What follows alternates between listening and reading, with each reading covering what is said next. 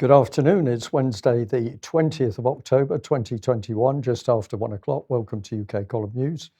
Your host today, Mike Robinson, myself, Brian Gerrish. Well, we're going to get straight on with this because, as if we didn't know it, but the evidence was demonstrated yesterday. UK democracy is dead. So first of all, let's look at how many are in. Oh, sorry, I've got the wrong graphic up there. Let's look at how many people are in the House of Commons yesterday for the vote on the Coronavirus Act. Oh, sorry, did I say vote? Well, we'll come on to that in a second. What does that look like? About 30 people? Well, I'm not even sure you can call them people. I'm going to be really ruthless here. So I'm not sure what they are, but 30 of them anyway, or so, out of 650. Okay, so when it came to then, so they had 90 minutes to debate whether to renew the Coronavirus Act. Now remember, we've covered this extensively. It is an enabling act. It is draconian. It is effectively dictatorship. But what was really incredible about this was that they had 90 minutes to debate it, and then what happened? Well, let's just have a look at what happened at the end. The question is motion number 4 as on the order paper. As many as are of that opinion say aye. Aye. Of the contrary, no. Aye.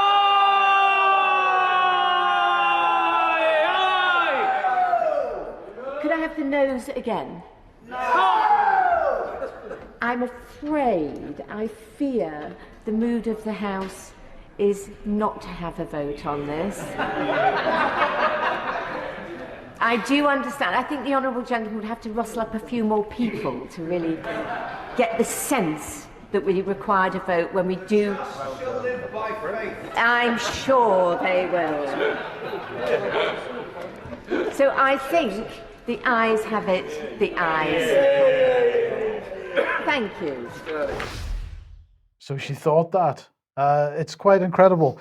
We had 40 people in the room out of 650 people on the room, and she called for the typical procedure in the House of Commons is they call for a decision on the motion, and if there's no clear difference in volume between the yeas and the nays, then they go to the division and they take a proper vote.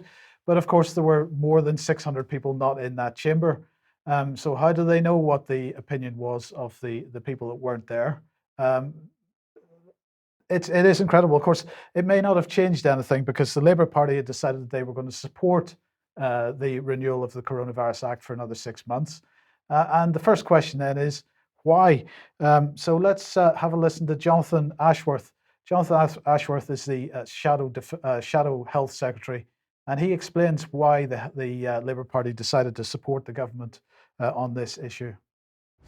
Thank you very much, Mr Deputy Speaker.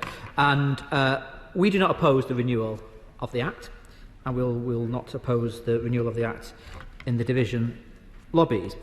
But I do have huge sympathy with those honourable members who have raised concerns about the way in which this Act is scrutinised, and who have asked questions about whether there are alternative means for this legislation to be on the statute book. The main reason why we will not oppose this Act is because it pays statutory sick pay from day 1, not day 4, as used to be the case before this Act received royal assent. And to be frank, given that we've got a Chancellor who's been very keen to cut back universal credit, I'm not convinced that if this Act fell today, that the Chancellor would carry on paying statutory sick pay from day 1 and would find time to bring forward an appropriate bill. So we will not oppose the Act. So let's just understand the situation here. Here we have an act, an enabling act, which covers a whole raft, hundreds of different individual items. And the Labour Party decided that they would not oppose the renewal of this act on the basis of statutory sick pay. So this act has absolutely contributed to the decimation of the UK economy over the last 18 months. Goodness knows how many jobs lost or changed beyond all recognition. People's lives changed beyond all recognition as a result of government policy. And the Labour Party sets that aside because of 3 extra days of statutory sick pay. If statutory sick pay is so important to the Labour Party, then they really should have organised some separate legislation for that. That's no justification for continuing this act. Well, I'll just add, Mike, that earlier this morning we were talking about why people were feeling so strongly about MPs, and obviously scenes like that in the Commons are what creates the tension in the public. MPs behaving with complete disrespect for the general public. Obviously, the act has destroyed lives, it's destroyed businesses, it's destroyed education, it's destroyed public health, and they're there in that chamber on their big fat salaries, snickering as if they were, debating some minor bill of little importance. So disgraceful behaviour by the MPs, cocking a snoot at the public, mocking them, in fact, and then the next minute they're turning around in the press saying that they simply can't understand why there's now pressure from the public for MPs to do their job. So I think this is one of the most disgraceful episodes that we've seen, Mike. Okay, but Jonathan Ashworth went on to perhaps explain a bit more about why they weren't really opposing this. But I do urge ministers to look at a better way and to find a better way for this act to be scrutinised.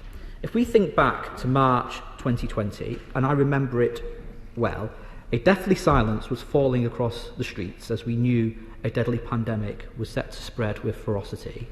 We knew that this House had to act with urgency and haste.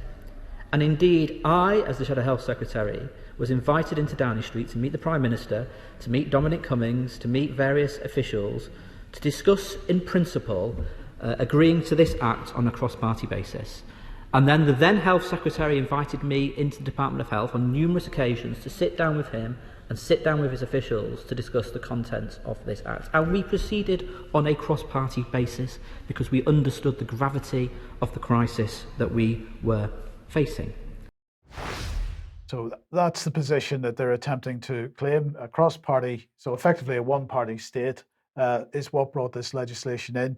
You need to look back through previous UK column news to get the details of what was in the Act. But, for example, one of the provisions in the Act, and I think we were discussing this morning, Brian, is that, of course, it's much easier to keep people in mental health institutions because only one doctor's signature is required to see people sectioned. Now, there's a whole bunch of provisions on data collection, investigatory powers, and so on.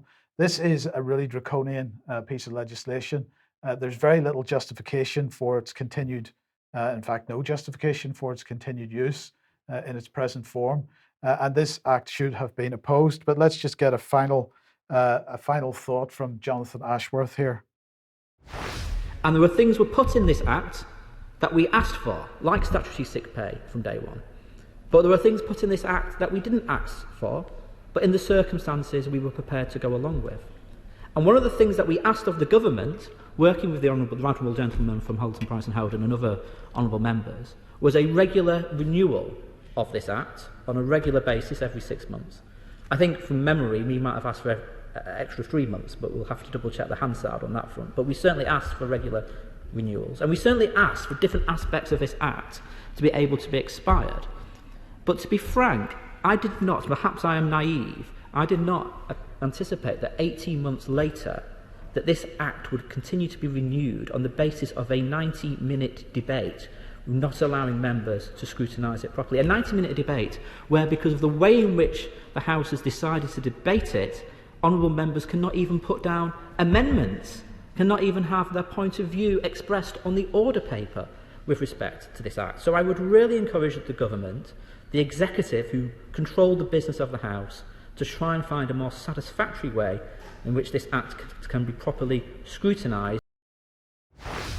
So first of all, he acknowledges what's been going on, despite the fact that they won't take a stand against it. But then he's all a bit wishy-washy. Yeah. It's sort of a bit gentle, and really, we've got to, you've got to do a little bit better, government. The fact that you're acting as a dictatorship doesn't matter. Just try to be a bit softer in your dictatorial procedures in future. Well, this is it. Is that unfair? I mean, am I overstating that? No, because we nearly don't know what to say. This is so blatant. But how do we describe this guy? Certainly there's nobody who's honourable there. None of them are honourable because what they're doing is absolutely dishonourable for the general public. But it's the arrogance and the ignorance. If this man had done his homework, he would know what the situation was, and he would know that he would have to use the right projection and the right language. But he's a sheep ready for the slaughter because he simply doesn't understand that the system of democracy he thinks he participates in still exists. It doesn't exist. It doesn't exist. Somebody in the chat box during that was asking, has the Act then been extended for a further 6 months? Yes, it has. Why does nobody know that? Because there has been pretty much a complete silence in the mainstream press on the issue.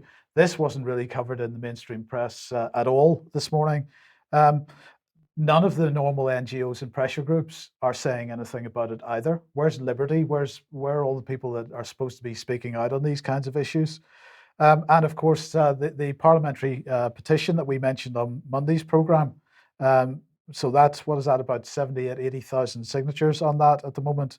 But when that petition hit the 54,000 signature stage, the government rejected it already. And so, that there is clearly no chance for democracy, and democracy is gone in the UK at the moment. It is a dictatorship. And with no proper press and no proper scrutiny, then it's going to continue apace. Yeah, and I think we can say we've had one particular very long-term supporter of the UK column that's consistently been saying we need to realise that the political parties are the cause of the trouble, because they're not doing what they say they're doing. They are not there for any purposes that they claim or we believe. And he's consistently highlighted that if we are to correct the situation we see in Westminster, first of all, we've got to deal with the political parties. And I think that opinion is now coming, the importance of that opinion is coming to the fore. In the meantime, what's going to happen over the winter over lockdown? Well, here's the NHS Confederation. They believe that the government should just go straight to Plan B to avoid stumbling into a winter crisis. So they want Plan B moved from being the backup strategy to being the primary strategy. Of course, that means COVID passports. It means mandatory face coverings and so on. They also have called for a package of further measures to support frontline services, they say. But frankly, the frontline services require more than just some further measures. They need a complete restructuring or something, because frontline services simply aren't working. Downing Street said there were no plans to use the Plan B contingency measures, which of course means, because we can assume that they're going to lie, as they've lied on a number of these types of questions so far. So that is very likely to be what is the case that's coming. But one of the key points that the mainstream press was attempting to make today was, of course, although coronavirus cases are going through the roof at the moment compared to last year, that the number of hospitalizations and deaths are below previous peaks. But, well, are they? I mean, here is the point. Let's just have a brief look at the latest situation. And the key thing here is that despite the fact that in October they are perhaps lower than they were in January, and of course this is a bit of the disingenuousness of the BBC, because they keep talking about the winter peak, for example, and the other mainstream press as well. But of course we're not at the winter peak yet, so let's wait and see what happens. But the key point here, as we've already mentioned on a number of occasions, is that when you look at what's going on at the moment, we're seeing excess mortality.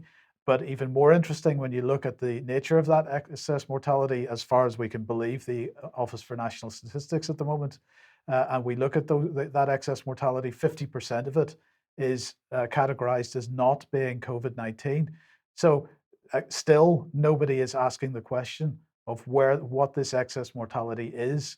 And when we're talking about, when the NHS Confederation is talking about further measures to support frontline services, why aren't they absolutely knocking the walls of Parliament down to get to some answers for how this excess mortality is being allowed to happen? Let's have another look at the other ONS graphs on this, and you can see that there is excess mortality in hospitals at the moment, a little bit of excess mortality in care homes, but the majority of excess mortality is happening in people's homes.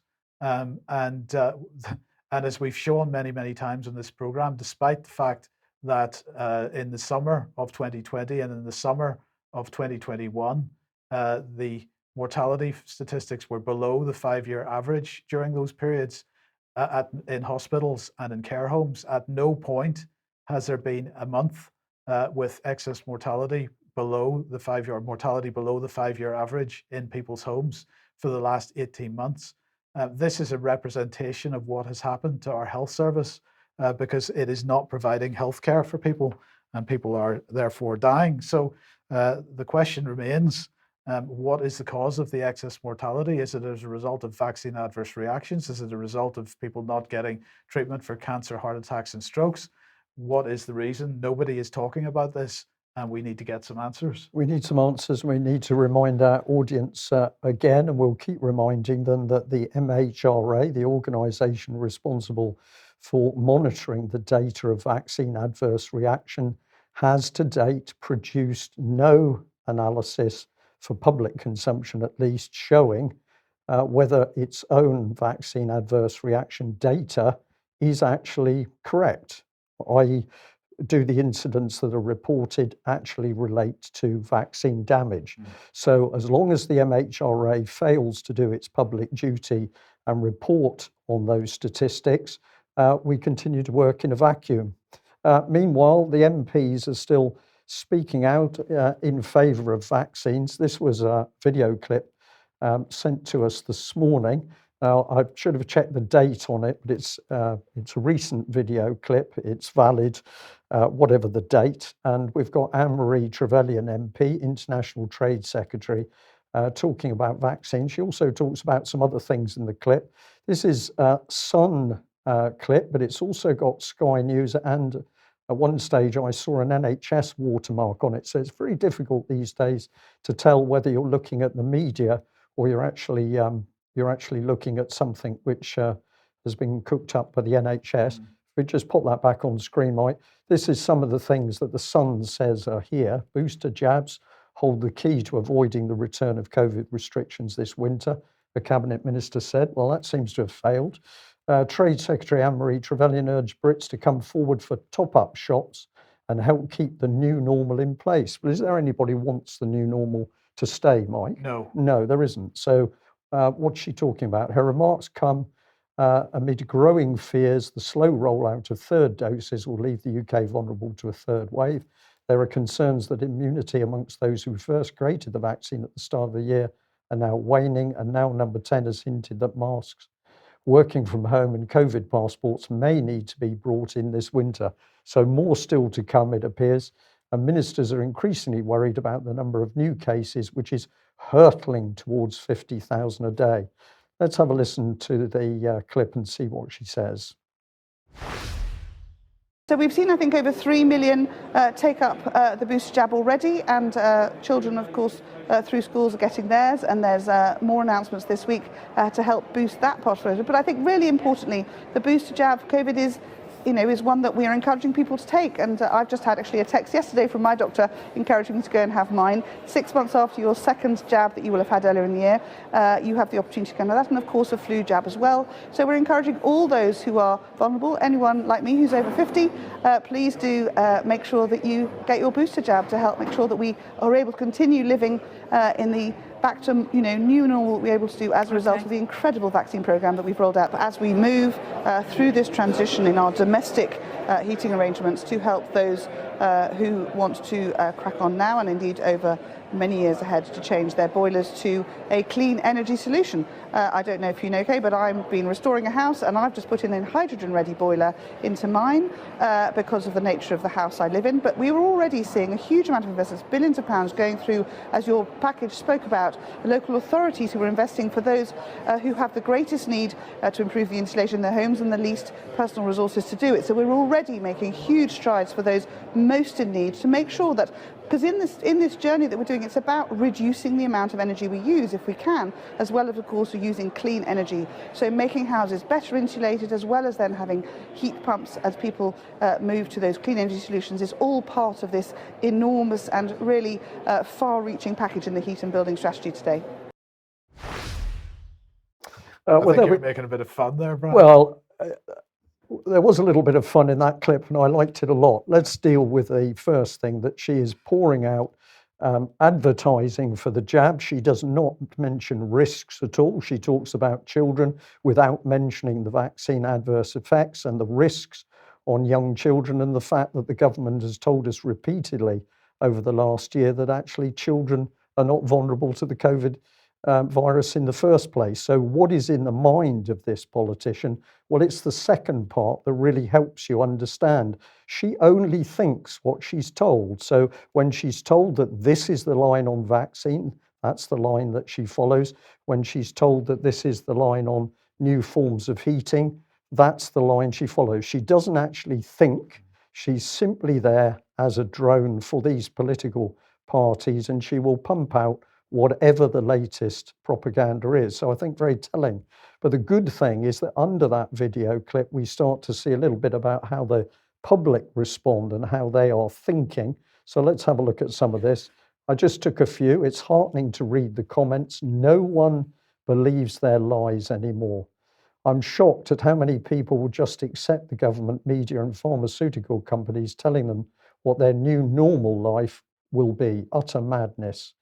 Nobody is falling for this anymore. Ask yourself this question. If you don't have the media telling you every 5 minutes, would you even know there was a pandemic? I liked that one because I think it is true. 2 weeks to flatten the curve. 2 years later, you need a COVID passport, more jabs than the bloody cattle.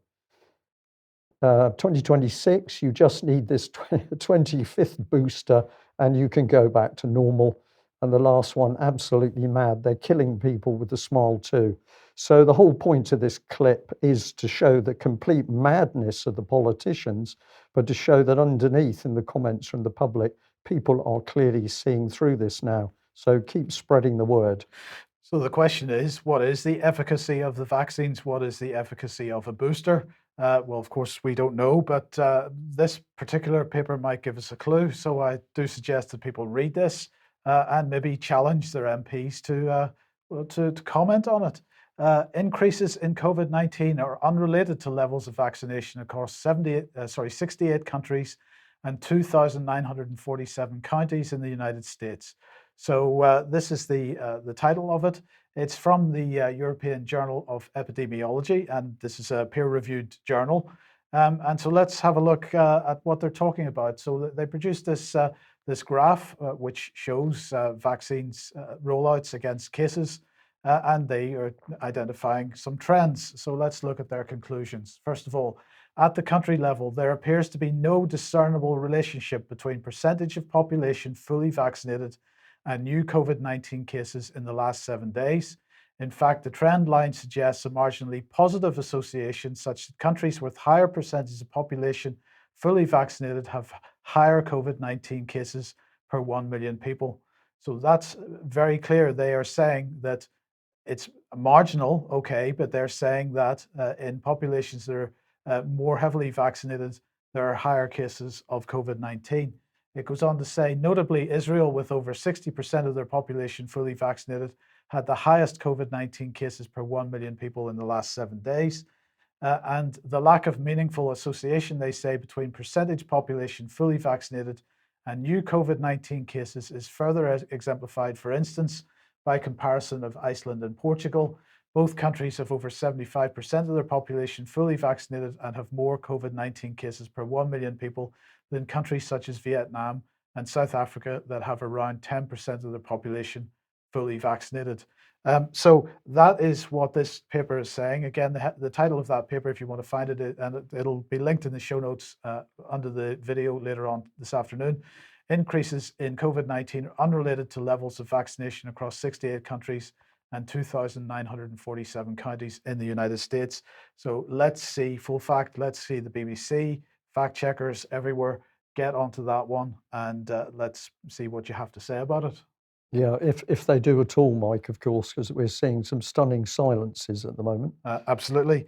Okay, if you like what the UK column does and you would like to support us, then please head over to ukcolumn.org/community, and there are options to help us out there. That would be very much appreciated. Also, do share our material on the various platforms. And once again, a massive thank you to everybody that has grabbed a hoodie from the UK column shop. That is also very much appreciated, and your support is, well, it's being used for productive purposes. On the basis that UK column is growing, and there'll be more on that in the coming weeks. But we'd also like to say, if you're not a subscriber, perhaps you're new to the UK column and you're watching at the moment for free, perhaps you would consider subscribing because to expand, we need your help. And a quick notification that Ian Davis, who writes for inthistogether.com, but also for the UK column, was interviewed by James Corbett a day or two ago, and that you'll find that at corbettreport.com/interview 1688. I strongly recommend everybody watches that and pays attention to it and shares it, indeed. Excellent. Well, into emails, and we received this email today, which we think is really interesting. It's about changes in the NHS. Hello, Brian. I work for the NHS. There are a few things currently happening that I thought may be of interest if you're not already aware.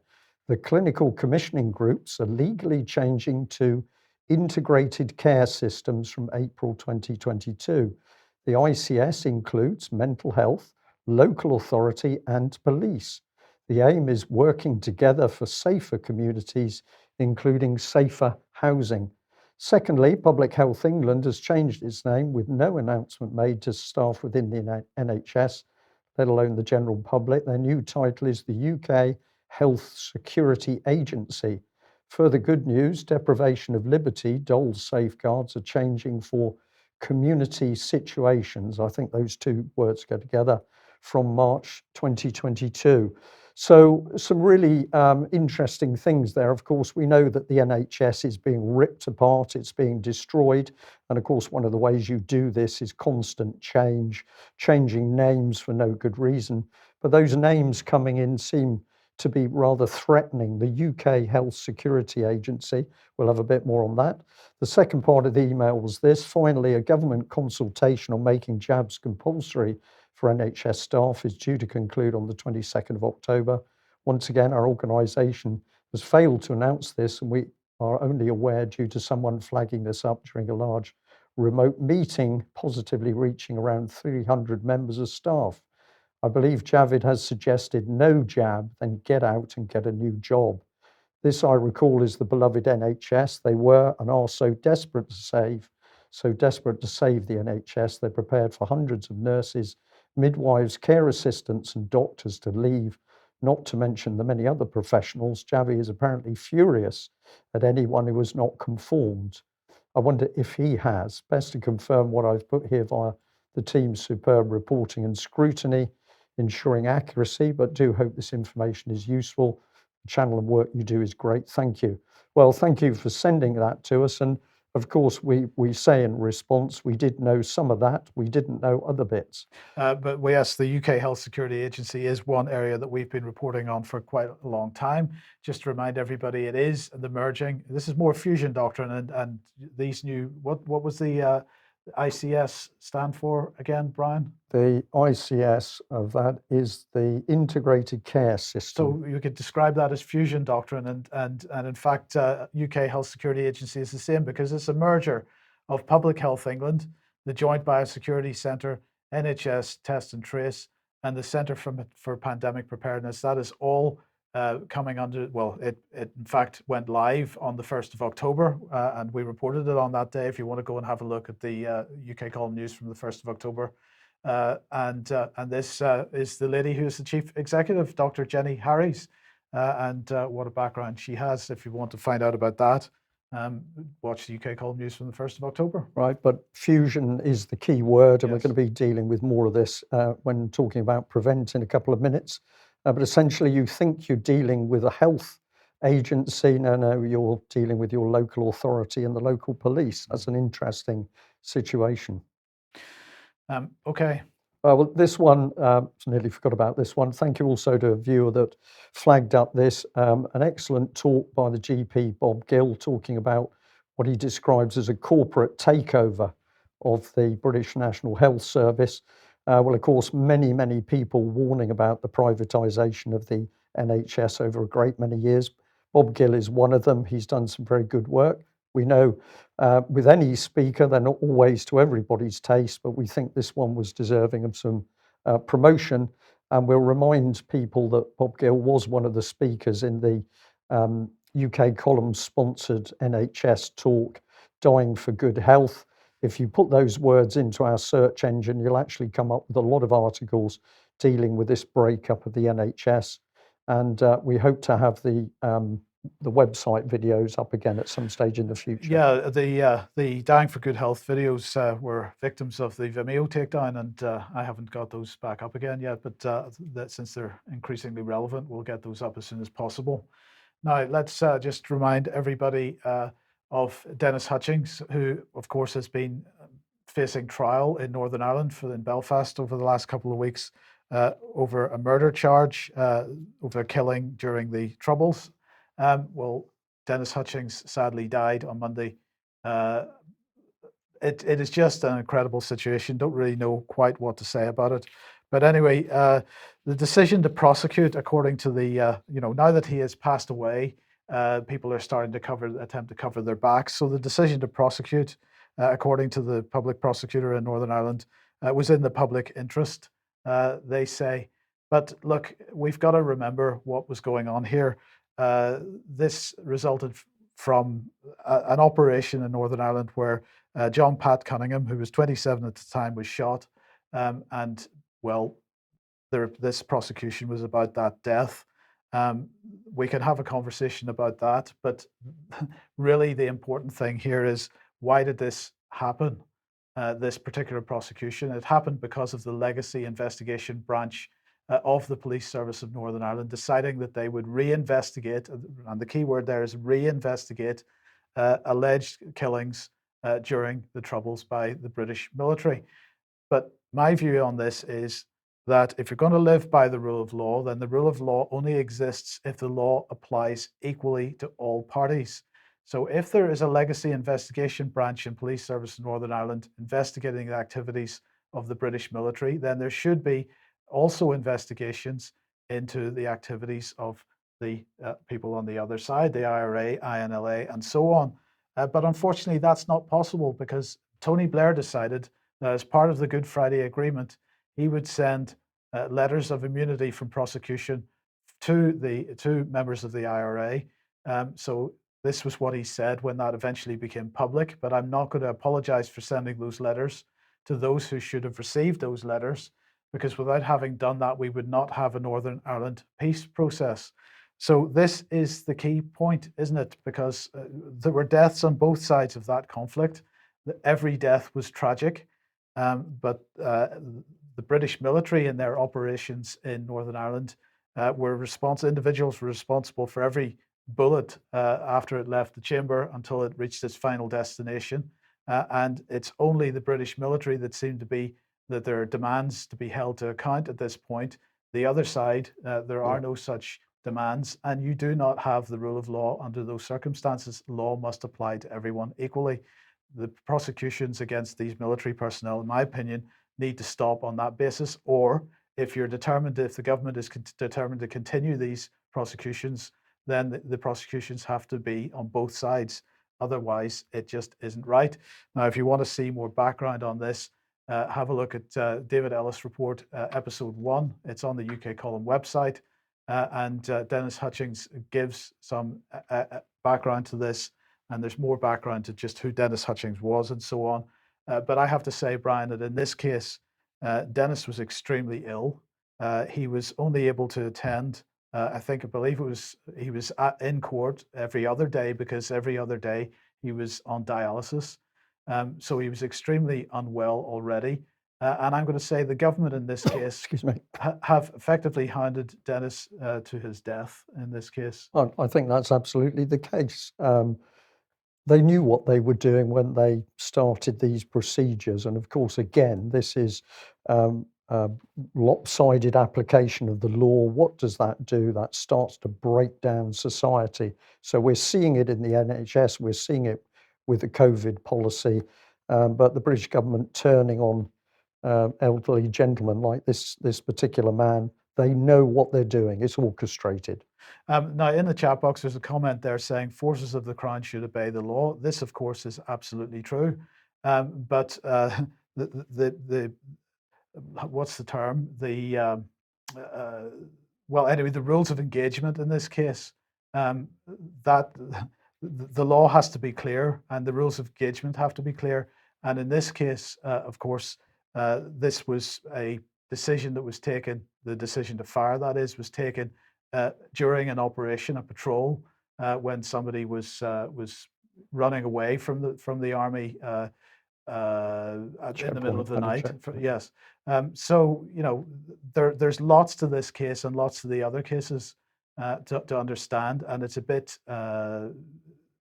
it's oversimplifying the situation to say that people should obey the law. Of course they should, but the question is, what were the rules of engagement that they were operating under at the time?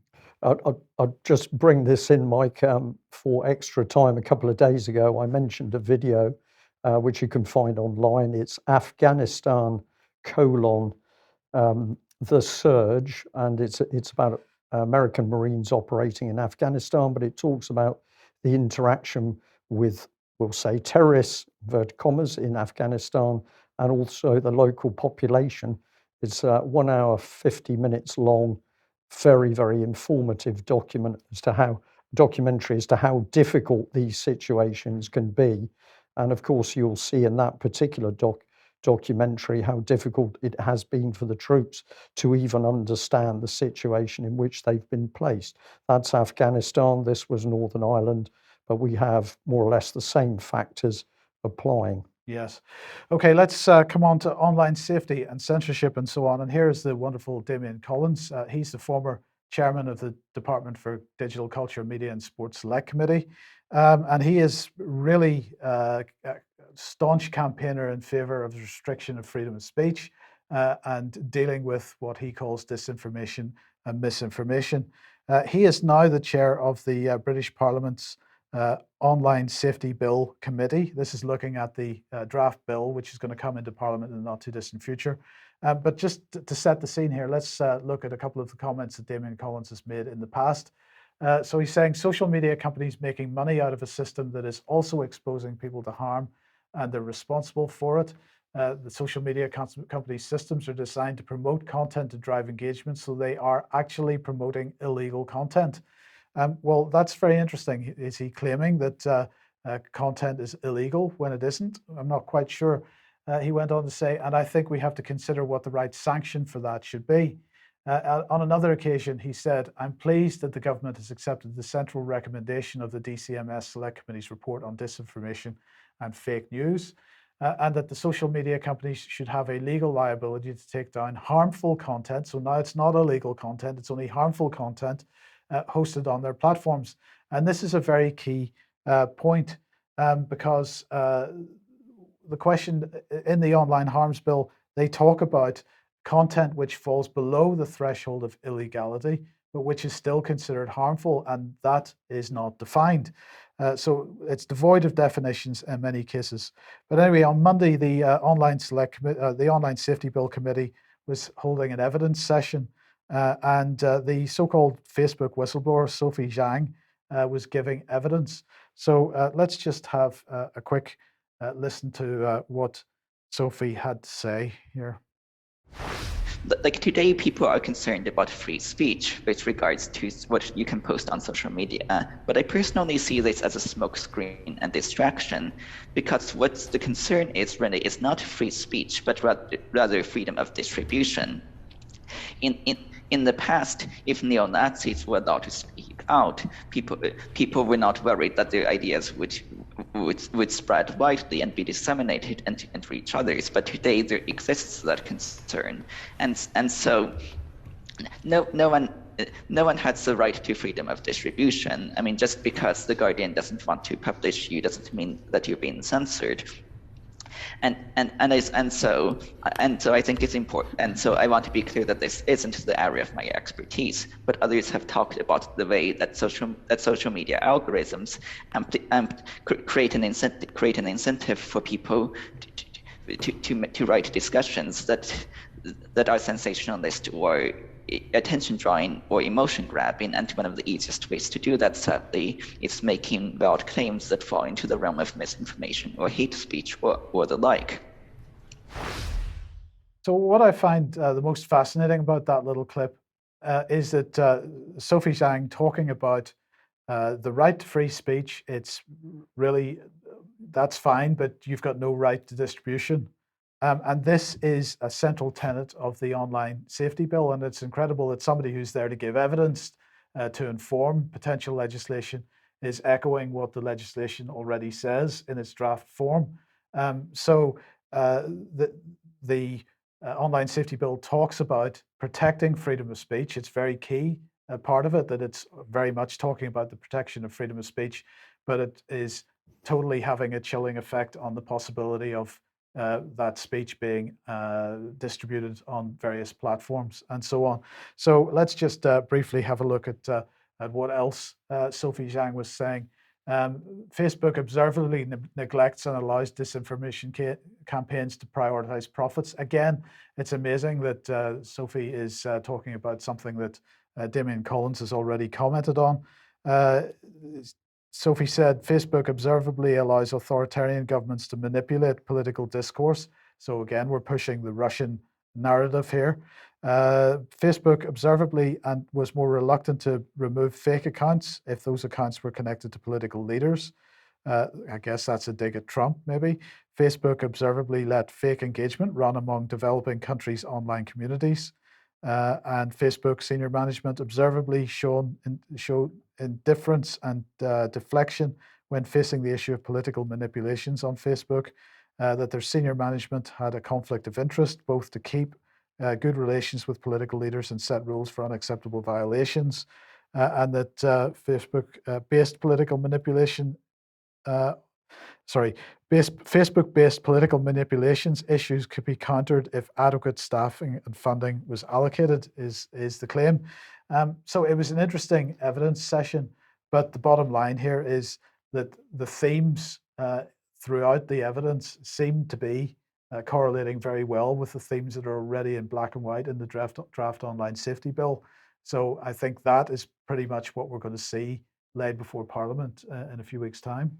Somebody in the chat box has said UK is basically being run by foreign interests, and we get some interesting questions. Bill Gates back in the country, Yes. meeting with Boris Johnson. Who is Bill Gates to be interfering into any level of UK policy? Lots of questions to be asked about these companies. Well, let's come back to Sir David Amess. And on Monday, we reported on the BBC's report. This was their headline, Sir David Amess stabbing what we know so far. And what we were particularly interested in was that the BBC was flagging up the Prevent scheme. And they said here that Ali Harbi Ali was referred to the counter-terrorist Prevent scheme some years ago, but was never a formal subject of interest to MI5. And we just pointed out that that little statement was in the BBC's article without any source, so you didn't know where this had come from. It appears to be correct, but we still don't know where the statement originates from. We also pointed out that, of course, we have to go back to Theresa May, getting very excited as her efforts on the Prevent strategy came into position, and she was paying tribute to Lord Carlisle of Bury, who had provided independent oversight for the review. So he agrees that this is a sound strategy for preventing the threat of homegrown terrorism. And I believe that it's a strategy that will serve us well for many years to come. Well, those were the good words on paper under Theresa May's signature, but what appears to be happening is something rather different. So let's get into the BBC's latest report. And here we are, Prevent scheme, why the government's programme is so difficult. And the BBC very clever because they got a nice emotional picture in there with the balloons. Our thoughts and prayers are with your family at this difficult time. So the BBC always plays up the emotional side before it then does the reframing applied psychology. So the programme's apparently difficult. They said straight off that news that the subject held in custody over the killing of MP Sir David Amess had earlier been referred to this scheme has reinforced calls for it to be overhauled and made more robust. So we notice that the BBC leads off its article with what is clearly a political nudge that we need to get more of the Prevent system in place. And when we analyse what that means, we, the UK column, are going to be warning that this actually means we're going to have more state terrorist snooping and lockdowns, and the whole thing is going to become more dangerous and invasive. Well, who did the BBC use to quote? Well, it used this gentleman, amongst others, Hugo McPherson, and he said it's really important that it, Prevent, remains independent from law enforcement, that it operates in the pre-criminal space. Pre-crime, I see. Pre-crime, and into my mind, Mike, came thought crime, and I got a deeply uneasy feeling about that statement. But I was also fascinated as to perhaps who this man is. But later in the article, he went on to say this: one of our successes that people forget is when a group of would-be jihadists in Birmingham went through the program, changed their minds, and deliberately burned their plane tickets to the conflict zone. So I'd just like to ask, who is the our? It was our success. Who is he talking about? The BBC doesn't tell anybody. It simply puts his claim in the paper. Where's all the evidence to back up this claim? What is he talking about? No, the BBC isn't going to tell us that. It just simply wants us to believe what's in the article. So who is this man? Well, if we have a look, we can find quite a lot about him. Here's one of the reports with a lot of his CV. So he's Brussels, his location is Brussels, Capital Region, Belgium. Work, Middle East youth, deployable civilian expert on standby for the UK Government Stabilisation Unit, and a media associate, Arabic and Islamic World Press Team. And if you read through, he's claiming to have been all over the place. So Pakistan, Syria, Egypt, Afghanistan, Qatar. And he's also worked with the Al Jazeera network. And then down here it says, I'm now usually well equipped to direct organizations which need to understand better about leveraging soft power. That's a phrase we've heard before, Mike, isn't it? And cementing relationships between Islam and the West.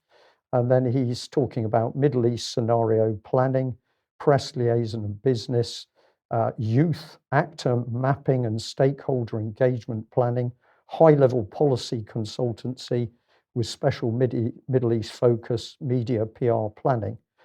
So this is a young man with quite a background, but he's just allowed to quote in the BBC without any more ado. Now, if you get further on, it gets even more interesting because it says that he's done that work with Al Jazeera, which is a favourite, you think, of the BBC, Mike. Well, it's staffed by mostly ex-BBC people. Yeah, ex-BBC people. So he's obviously a friend of the BBC. I translated bomb-making manuals, fatwas, and other web-based jihadi communiques from Arabic to English, liaising with JTIC staff in London. We'll come on to that in a moment. Down here, it's got, he was interpreter and coordinator for Gulf States Special Forces as they undertook intensive counter-terrorism training by HM Special Forces. This is no ordinary person, Mike, is it? I think we're now starting to see that this man has been an asset of organisations, including the UK state. Is he independent, I wonder? I helped design and build and promote a nationwide independent radio network of 30 stations throughout Afghanistan. Well, if we look at the state of Afghanistan now, I wonder what those stations achieved. But here is the JTIC that he referred to, and we've got to go to NATO for that. And this is the educational and training solution for maintaining and increasing alliance competency in the joint targeting process through formal qualifications. So I think we have to say very gently that this gentleman appears to work very closely with the British state. So is he giving an independent opinion for the BBC, or is this the official policy being ejected back in? Well, we can get a bit more of him here, and this was very interesting, because if we highlight this bit here, it's saying that he's heading up the network at the European Strategic Communications Network. I'd never heard of this. I was fascinated. And if we go and have a look for a little bit more on it, we can find it here. The European Strategic Communications Network is a network of EU member states funded by the European Commission, which collaborates to share analysis, good practices, and ideas on the use of strategic communications in countering and preventing violent extremism. It's been identified as, quote, flagship initiative in the European Commission's European Agenda on Security from April 2015, as well as the Commission's communication on preventing radicalisation from June 2016. So this is amazing, young man. Then, so he's moving between British government institutions, European Union institutions, NATO. He's just in amongst them all. Yeah, but he's the man to actually say, is the British public safe under the prevent strategy?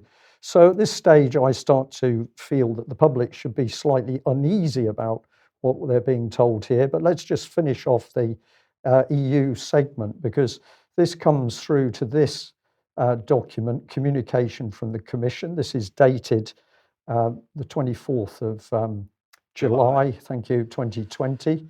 And it's on the EU Security Union strategy. There's quite a lot to this document, so we can't obviously deal with it all, but let's just read a couple of sentences. The Commission's political guidelines make clear we can leave no stone unturned when it comes to protecting our citizens. Security is not only the basis for personal safety, it also protects fundamental rights and provides the foundations for confidence and dynamism in our economy, our society, and our democracy. And it goes on to say that we've got a tremendous problem with the potential of terrorism. And then, of course, you see the final paragraph there saying that COVID-19 crisis has also reshaped our notion of safety. So now we've got international Islamic terrorism entwined with supposedly problems over COVID-19 and supply chains. Security mixed with health in this document. And if we just give you a little bit more of it, it says the EU has already shown how it can bring real added value. Since 2015, the Security Union has brought new linkages in the way security policies are addressed at EU level, but it needs more to be done to engage the whole of society, including governments at all levels, businesses in all sectors, and individuals in member states. So every single level of society, including the individual, is now going to be drawn into this security, but ultimately the prevent strategy. So if we pop back to the BBC, let's have a look at a bit more of their article. I had a quote from this man, Dr. Rakib Ehsan. The mismatch in resources between extremist ideologies poses an all too real prospect of Islamist extremists who present a significant security risk not being sufficiently monitored by public authorities. So essentially, he's saying that our existing prevent system is too soft and it needs to be tightened up. And I was interested that I could find a little bit of him in action on Talk Radio. So this was tweeted out that he'd actually done a little interview. Let's have a little listen to what this gentleman had to say. Two very short clips. That the suspect in the case of the terror-related murder of Sir David Emmis, it has been reported that he was referred to prevent some years ago, but he wasn't part of the scheme for very long. So I think understandably, much of the British public will be questioning the effectiveness of prevent and our broader counter-terrorism structures. Yes. Because the problem, it seems to me, is that the authorities are now saying there could be many, many more of these bedroom radicals, as they're calling them, people who have been doing nothing but sitting at home during lockdown, basically being radicalised into extreme Islamic fundamentalism. Well, I think that that's something that I've written about a great deal, Mike, that with the lockdowns associated with the COVID-19 pandemic, there was the risk that vulnerable individuals would spend more time online and that they would enter dark territories on the internet, and that could contribute towards radicalization under lockdown. So it could be the case that as we have opened up, that we are living in a very different society, and that phenomenon of bedroom radicals presents a significant terror threat. Yeah, absolutely right. And it is a terror threat that is very real, but also almost impossible to track, isn't it, Ricky? Well, it's incredibly difficult. As you know, Mike, we saw the suspected terrorist attack in Kongsberg. Yeah. In Norway, where the suspect there was considered to be self-radicalized And I think that that is a particular problem from the Islamist terrorism, um, in terms of Islamist terrorism, who's traditionally perpetrators involved in Islamist terrorism. They're usually affiliated with well-established Islamist organizations. Well, here it could be the threat of self-radicalization, people being radicalized within online arenas, which encourage violent acts. But these arenas online, Mike, they could be loosely organized extremist influences. We're looking at these kind of online spheres which operate partly or completely outside of traditional terrorist organizations. Right. So interesting thread there. Apparently lockdown has meant that people have been locked up in their bedrooms and they've become radicalized. So surely we should be lifting lockdown it should have been lifted immediately. Well, no, we don't know. Yeah. So lots of ifs and buts and maybes, no actual evidence of the severity of this threat. What we've got is a lot of talk around it in order to bring in the prevent strategy. So let's just a minute of additional talk by this gentleman. Let's listen to what he says.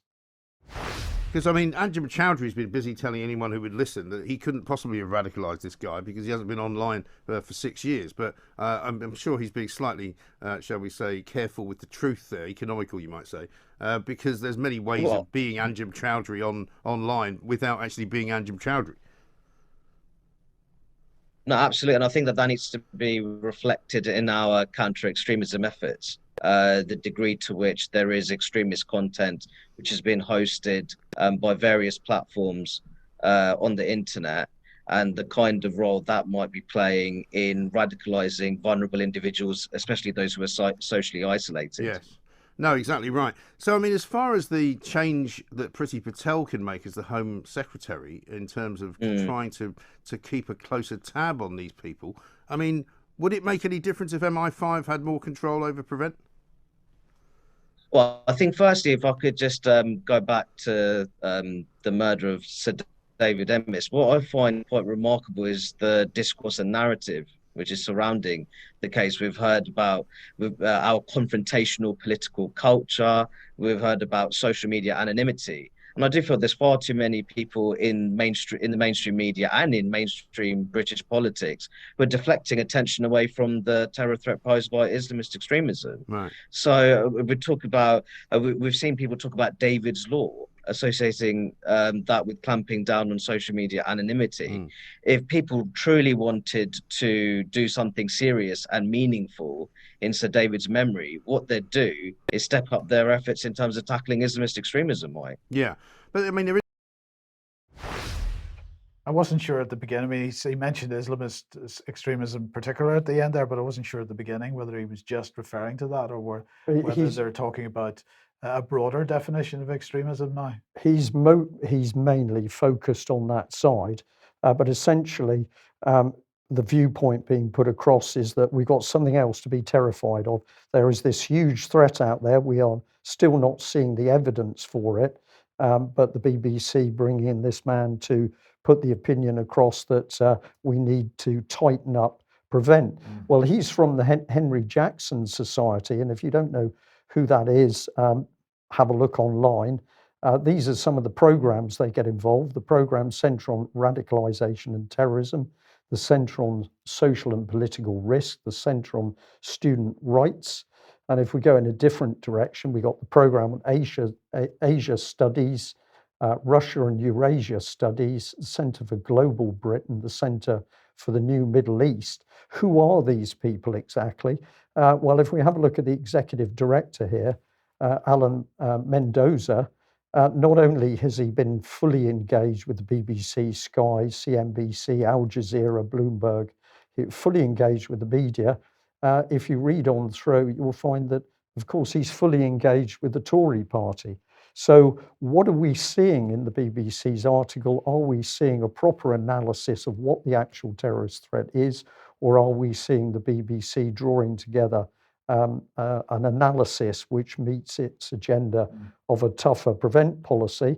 Well, we can be sure that the Home Secretary didn't want to say too much. The only quote from an anonymous person in the Home Office is this. Under the scheme, over 1,000 at-risk individuals have been mentored through the Channel programme since 2012. Around 100 children safeguarded by the courts were stopped from being taken to conflict zones in Iraq and Syria since 2015. And once again, no evidence to support that. And if I just finish this segment off, we've got this gentleman, Robert Buckland, speaking, former Justice Secretary. He says he very much hopes that when it comes to community supervision and community involvement with people like this particular individual, that is much more joined up. So now we've got the thread. He wants more joined up action between the health service, education, whatever it might be. Does that mean fusion? This is fusion, in my opinion. And I think that element of being joined up is what we really need to work on urgently. There may be records or information from schools or colleges from the health service which can tell us much more about individuals and their activities. I think we need to join this up much more effectively, because what we're talking about here is community prevention. We've got to make sure that every arm of the state is working together in order to understand as much as possible about these individuals. And I'll end with this. The BBC now, with a major splash, that some people have been pricked or stabbed with a needle, hypodermic needle, in nightclubs, and they're particularly talking about Nottingham.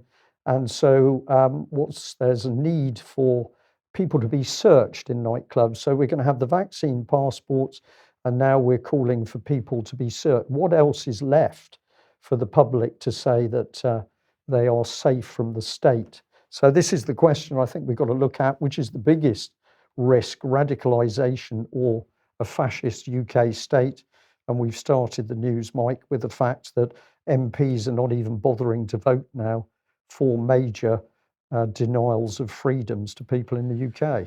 Okay, well, on Monday, Brian, one of the questions you were asking was, why did it take so long to get David Amess to hospital? Why was he being worked on for 2.5 hours while the ambulance and the air ambulance were apparently just waiting there? Well, we've had some feedback on this, so let's just have a look at it. If I can get it on screen here. As a retired firefighter paramedic, this is from the United States, with more than 5,000 emergency medical responses during my career, at the very least, the delay of Sir David Amess' transport to hospital is, to be charitable, highly unusual. This was clearly a trauma emergency that required immediate transport to a hospital where immediate surgery needed to be initiated to stop probable internal bleeding from vital organs. Paramedics should have taken no more than 10 minutes to assess injuries, apply appropriate pressure dressings and high flow oxygen. They needed to get en route to the A&E ASAP. They ideally should have started ECG monitoring and 2 intravenous lines with large bore catheters through which lactated ringers of normal saline could be administered at a maximum flow rate to maintain blood pressure at a minimum of 80/50. Your reporter stated that the hospital was only 5 minutes away. I was trained that getting a trauma victim to surgery within the golden hour was critical if the patient was to have any chance of survival. And that's from Ken. And another one, I'm a former IHCD advanced EMT, Army combat medical technician, and most importantly, a current member of the UK Column community. In response to your request for opinions around the response of the ambulance crew on scene at the recent stabbing of David Amess, a few things come to mind. Firstly, all UK ambulance services have undergone a massive programme of centralisation, merging into large trusts over the last 15 years, and this has had several effects which may have caused issues. Manpower is a big problem in most trusts. Single responders in ambulance cars are used to quickly get to a job, stopping the all-important dispatch clock. So investment has been in more of these cars at the expense of double-crewed ambulances. It is 8 minutes to a Category A job, such as a stabbing. The problem with response cars is that they cannot transport patients to hospital. As is possible, someone was on scene. So it was possible someone was on scene, but an ambulance to transport was unavailable. Dispatch would probably have been aware of the severity of the situation with an MP involved, and crews may have been told to stand off until the police secured the area, causing further delay. Any stabbing is treated as a surgical emergency, as even with small puncture wounds, and little blood, it is impossible to see internal damage. So it would have been a case of scooping and running, alerting the receiving trauma hospital of your expected arrival, which should have lasted certainly less than 1 hour from dispatch, depending on the locations involved. A full resuscitation involving advanced life support is the only job a crew would be on scene for 2.5 hours for, with recognition of life extinct protocols done on scene. And I'm guessing the police would have put crime scene procedures in place quite quickly. And that's from Terry. So 2 very interesting comments there. And thank you very much for them both. But there's still some questions. Yeah. Yes. Okay, now let's move on to the other big news of the day. Net zero strategy, building back greener. Boris has announced the strategy at last.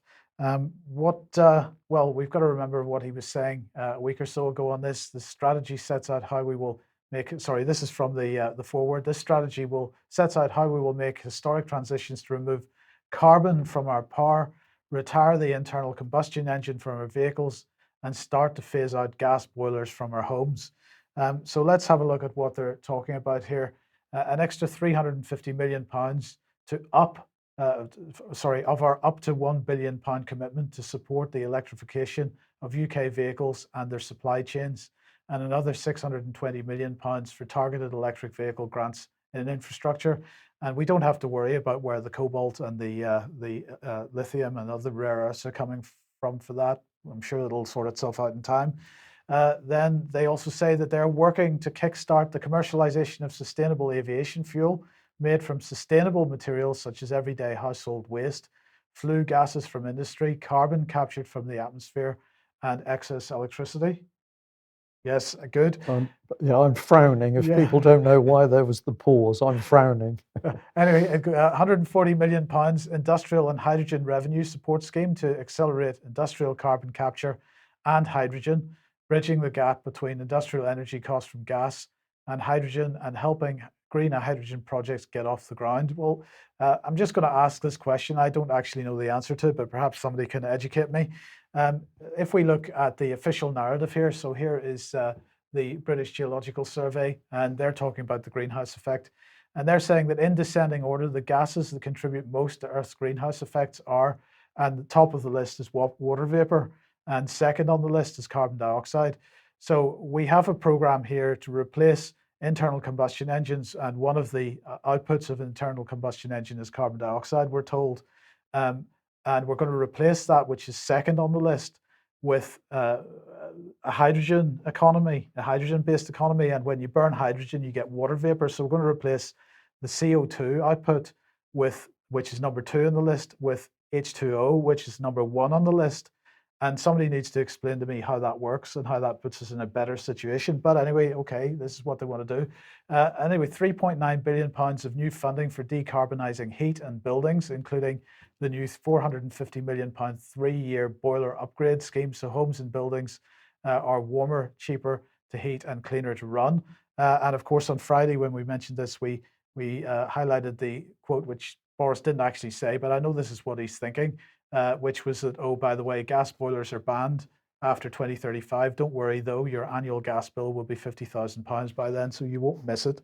That is basically where we're going. And then £124 million to boost our nature and climate fund, helping us towards meeting our commitments to restore approximately 280,000 hectares of peat in England by 2050 and treble woodland creation in England. And of course, we must remember that a lot of this regeneration of ancient natural land is at the cost of food production. This is very much a key part of this agenda. And this is also reflooding areas of the fenlands. So we know that that's part of the package. Mike. Yes, we're throwing away hundreds of years of land management procedure. But anyway, the policies and spending brought forward in the net zero strategy mean that since the 10-point plan, we have mobilised, that's the government, not we, have mobilised £26 billion of government capital investment for the green industrial revolution, £26 billion of government capital investment. And if you remember on Monday's programme, we were talking about food and the fact that £6.6 billion is all that's required to stave off starvation in many parts of the world. but that money isn't available for that, because the last thing we want to make sure is that anybody had food. The only person that's excited about this, as we mentioned on Friday, of course, is Queen Elizabeth II. She is so excited because she gets millions and millions and millions of pounds every time there's an offshore wind turbine built, because of course the Queen owns the foreshore, and any licensing for the establishment of offshore wind farms means a huge bung to the royal family. That can't be bad, can it? Well, we are very pleased about it. Are we? Right, okay. Yeah, I would think. Well, we're going to just end on, is it a smile or not? It's a bit black humour, really, but this was sent in to us. And what have we got? We have got the Ladybird series of books is now finally getting the propaganda up for the children. So it's Peppa Pig, Peppa gets a vaccination. And that's all good because that's going to be going out to the children. So never mind what their parents think and know about vaccines, and particularly the danger to children. It appears that the Ladybird books are going to be getting into the children's minds first. Yes. Now, we will not have an extra for you today, I'm afraid, because, well, as you can see, Alex was not with us today. The reason he's not with us today because he's on his way to Plymouth and is due into the train station in not too distant future. So we're heading down to collect him. Yes. So on this occasion, we're going to disappoint our regulars, but we'll manage one on Monday. Yes. But we'll see you at 1 p.m. as usual on Friday then. Okay, a lot in the news. Think about it. Please do your own research, warn other people, and it's up to all of us to speak out and shout if we're to stop this madness, which is clearly being enforced by all the political parties. They're all in it together. We'll leave it there. Thanks for joining us. Bye-bye.